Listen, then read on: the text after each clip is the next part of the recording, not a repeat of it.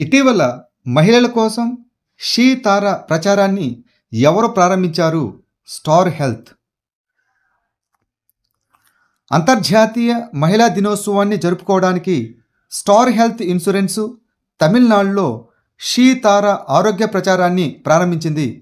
ఈ ఇనిషియేటివ్ నివారణ, ఆరోగ్య సంరక్షణ పరిష్కారాల గురించి ప్రజలలో అవగాహన పెంచడం మరియు బీమా ఏజెంట్లుగా ఎక్కువ మంది మహిళలను నియమించడం లక్ష్యంగా పెట్టుకుంది.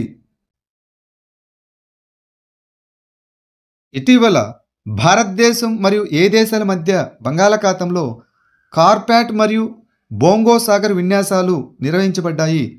బంగ్లాదేశ్. భారత నౌకాదళం మరియు బంగ్లాదేశ్ నౌకాదళం మధ్య జరిగిన 6వ ఎడిషన్ కోఆర్డినేటెడ్ ప్యాట్రోల్ అనగా కార్పెట్ మరియు 4వ ఎడిషన్ ద్వైపాక్షిక వ్యాయామం అయినటువంటి బోంగో సాగర్ మార్చి 10 నుంచి 12 వరకు జరిగింది. బంగ్లాదేశ్ మరియు భారత సముద్ర సరిహద్దులకు సమీపంలో బంగాళాఖాతంలో జరిగాయి. ఈ విన్యాసాలు సముద్ర భద్రతను పెంచడం, సహకారాన్ని బలోపేతం చేయడం మరియు సముద్రంలో వివిధ నేర కార్యకలాపాలను ఎదుర్కోవడం లక్ష్యంగా పెట్టుకున్నాయి. 2024 ప్రపంచ వాయువు నాణ్యత నివేదిక ప్రకారం వాయు కాలుష్యంలో భారతదేశం ఎన్నో స్థానంలో ఉంది? 5వ స్థానంలో. ఐక్యూ ఎయిర్ అంటాం దీన్ని. స్విస్ సంస్థ అయిన ఐక్యూ ఎయిర్ ప్రచురించిన ప్రపంచ వాయువు నాణ్యత నివేదిక పరంగా భారతదేశం చాద్, బంగ్లాదేశ్, పాకిస్తాన్ మరియు డెమోక్రటిక్ రిపబ్లిక్ ఆఫ్ కాంగో తర్వాత ప్రపంచవ్యాప్తంగా 5వ స్థానంలో ఉంది. భారతదేశం 5వ అత్యంత కలుషితమైన దేశంగా ఉంది. ప్రపంచవ్యాప్తంగా అత్యంత కలుషితమైన 20 నగరాల్లో 13 భారతదేశంలో ఉన్నాయి. బైర్న్ హాట్ అనగా అస్సాము మేఘాలయ సరిహద్దు అత్యంత కలుషితమైనది. ఇతర అత్యంత కలుషితమైన భారతీయ నగరాల్లో ఫరీదాబాదు, లోని, గుర్గావ్, నోయిడా మరియు సెంట్రల్ ఢిల్లీలు ఉన్నాయి. ఇటీవల పూర్తిగా ఆటోమేటెడ్ వాట్సాప్ లోన్ పంపిణీ సేవను ఎవరు ప్రారంభించారు? రూపీ 112. రూపీ 112 వాట్సాప్ లోన్ సర్వీసును ప్రారంభించింది. ఆర్థిక సహాయాన్ని పొందేందుకు పూర్తిగా ఆటోమేటెడ్ వాట్సాప్ ఆధారిత రుణ పంపిణీ సేవను పరిచయం చేస్తున్నది. ఇటీవల ఆర్టిఫిషియల్ ఇంటెలిజెన్స్ ఆధారిత మీడియా కంపెనీ అయిన ప్రిస్మిక్స్ను ఎవరు ప్రారంభించారు? అజయ్ దేవగన్.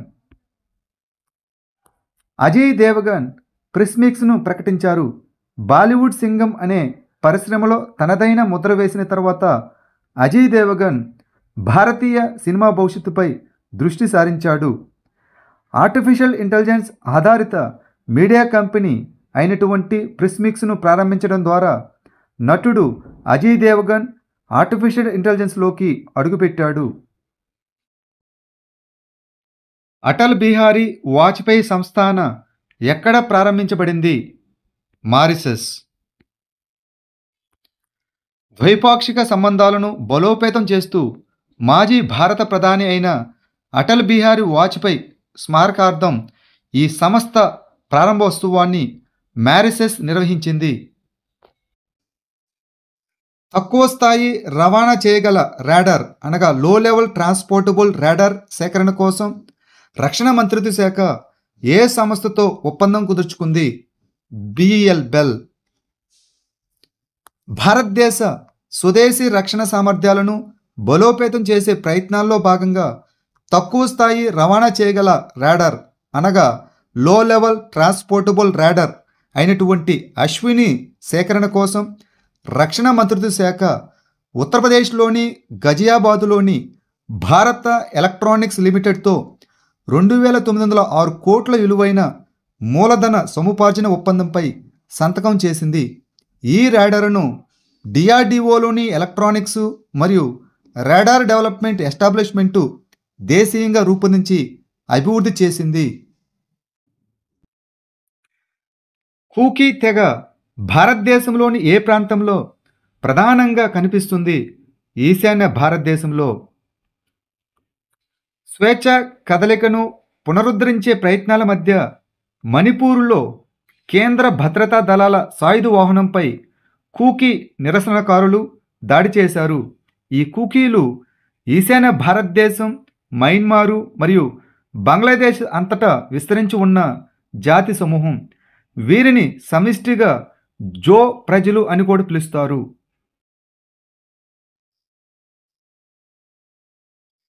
భౌగోళిక సమాచార వ్యవస్థ ఆధారిత సాఫ్ట్వేర్ అయిన ప్రతిబింబు మాడ్యూలును ఏ మంత్రిత్వ శాఖ ప్రారంభించింది?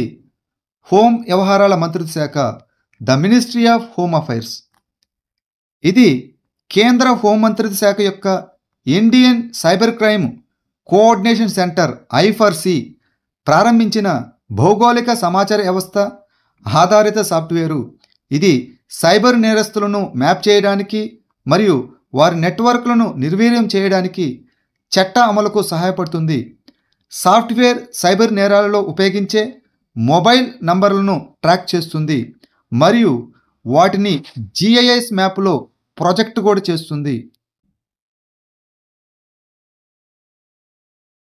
2025 ప్రపంచ పారా అథ్లెటిక్స్ గ్రాండ్ ప్రిక్స్ ఎక్కడ జరిగింది? న్యూఢిల్లీ. ప్రపంచ పారా అథ్లెటిక్స్ గ్రాండ్ ప్రిక్స్ 2025 న్యూఢిల్లీలోని జవహర్లాల్ నెహ్రూ స్టేడియంలో జరిగింది. 3 రోజుల ఈ ఈవెంట్లో 20 దేశాల నుండి 280 మంది పారా అథ్లెట్లు పాల్గొన్నారు. వీరిలో 145 మంది భారతీయ అథ్లెట్ల బలమైన బృందం కూడా ఉంది. 3వ అంతర్జాతీయ ఆరోగ్య సాంకేతిక అంచనా సింపోజియం అనగా ఇస్తా 2025 ఎక్కడ ప్రారంభమైంది? న్యూఢిల్లీ. కేంద్ర ఆరోగ్య మంత్రి జగత్ ప్రకాష్ నడ్డా న్యూఢిల్లీలోని భారత మండపంలో 3వ అంతర్జాతీయ ఆరోగ్య సాంకేతిక అంచనా సింపోజియం అనగా ఇస్తా 2025ను ప్రారంభించారు. దీనిని WHO ఇండియా మరియు సెంటర్ ఫర్ గ్లోబల్ డెవలప్మెంట్ సహకారంతో ఆరోగ్య పరిశోధన విభాగం నిర్వహించింది. ఫెస్టివల్ ఆఫ్ లెటర్స్ 2025 ఎక్కడ నిర్వహించబడింది? న్యూఢిల్లీలో. సాహిత్య అకాడమీ తన వార్షిక లేఖల ఉత్సవాన్ని అనగా ఫెస్టివల్ ఆఫ్ లెటర్స్ 2025 న్యూఢిల్లీలోని రవీంద్ర భవన్లో నిర్వహించింది. ఇది ఏషియాలోనే అతిపెద్ద సాహిత్య ఉత్సవం. 100 సెషన్లో 50కి పైగా భాషల నుండి 700 మంది రచయితలు పాల్గొన్నారు.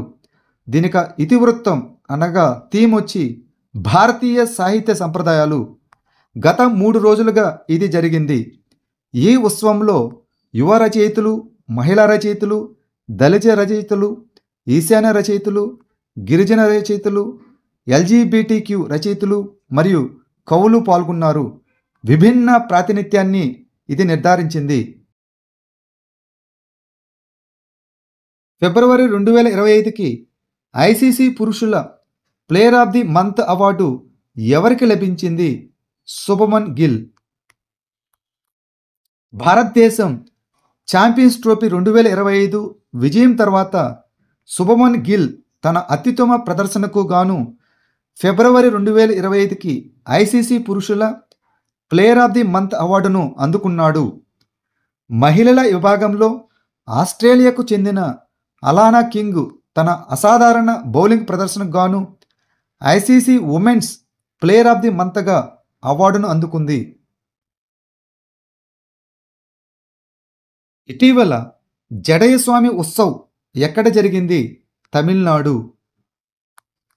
ఇటీవల తమిళనాడులో జరుపుకునే జడయస్వామి ఉత్సవ్ 2025 పండుగ సాంస్కృతిక వారసత్వం మరియు సాంప్రదాయ పద్ధతులను ఇది గౌరవిస్తుంది.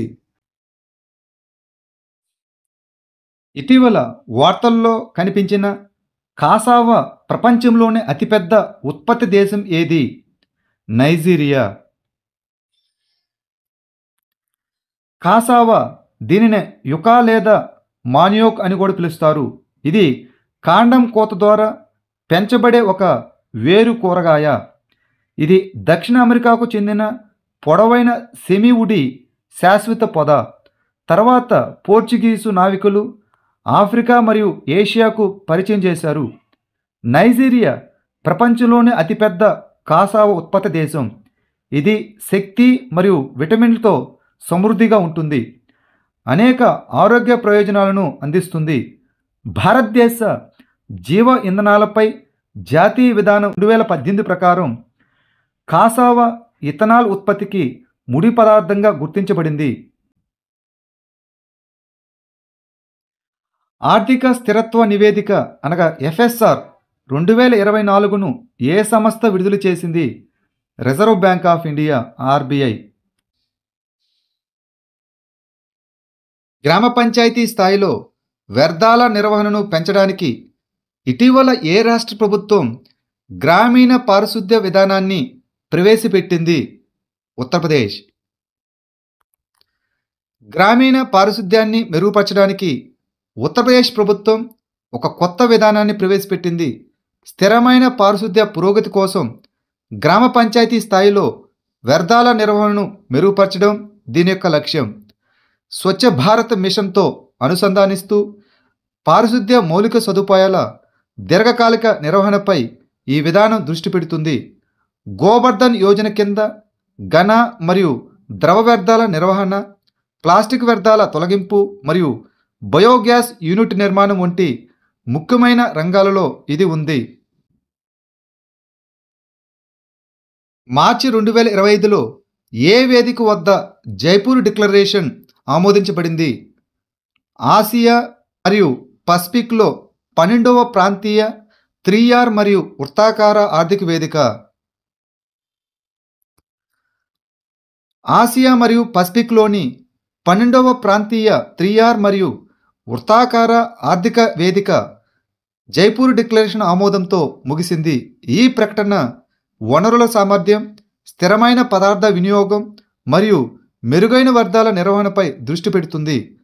వృత్తాకార ఆర్థిక పద్ధతులపై ప్రపంచ సహకారాన్ని ప్రోత్సహించడానికి భారతదేశం సర్క్యులారిటీ కోసం నగరాల కూటమి అనగా C3ని ప్రతిపాదించింది.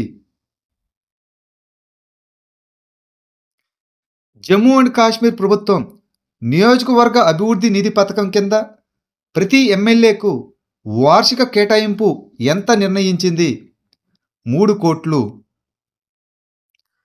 జమ్మూ అండ్ కాశ్మీర్ ప్రభుత్వం నియోజకవర్గ అభివృద్ధి నిధి పథకం కింద ప్రతి శాసనసభ సభ్యునికి అనగా ఎమ్మెల్యే సంవత్సరానికి 3 కోట్లు కేటాయించాలని నిర్ణయించింది. నీటి సరఫరా, రోడ్లు, విద్య, ఆరోగ్య సంరక్షణ, పారిశుద్ధ్యం మరియు పర్యాటకం వంటి కీలక రంగాలలో నిధుల వినియోగాన్ని క్రమబద్ధీకరించడం, అదేవిధంగా కమ్యూనిటీ ప్రాజెక్టులకు ప్రాధాన్యత ఇవ్వడం దీని యొక్క లక్ష్యం. 2025-26 ఆర్థిక సంవత్సరానికి గాను పుదుచ్చేరి ప్రభుత్వం సమర్పించిన పన్ను రహిత బడ్జెట్ మొత్తం ఎంత? 13,600 కోట్లు. పుదుచ్చేరి ముఖ్యమంత్రి ఎన్ రంగస్వామి 2025-26 ఆర్థిక సంవత్సరానికి గాను 13,600 కోట్ల పన్ను రహిత బడ్జెట్ను ప్రవేశపెట్టారు. మౌలిక సదుపాయాల అభివృద్ధిపై దృష్టి సారించారు. ప్రధాన సంక్షేమ పథకాలకు 2,110 కోట్లు కేటాయించారు. అదనంగా ప్రభుత్వ పాఠశాలలో 6 నుంచి 12 తరగతులు పూర్తి చేసి ఉన్నత విద్యను అభ్యసించే విద్యార్థులు 3 ఏళ్ల పాటు నెలకు 1,000 రూపాయల చొప్పున అందుకుంటారు.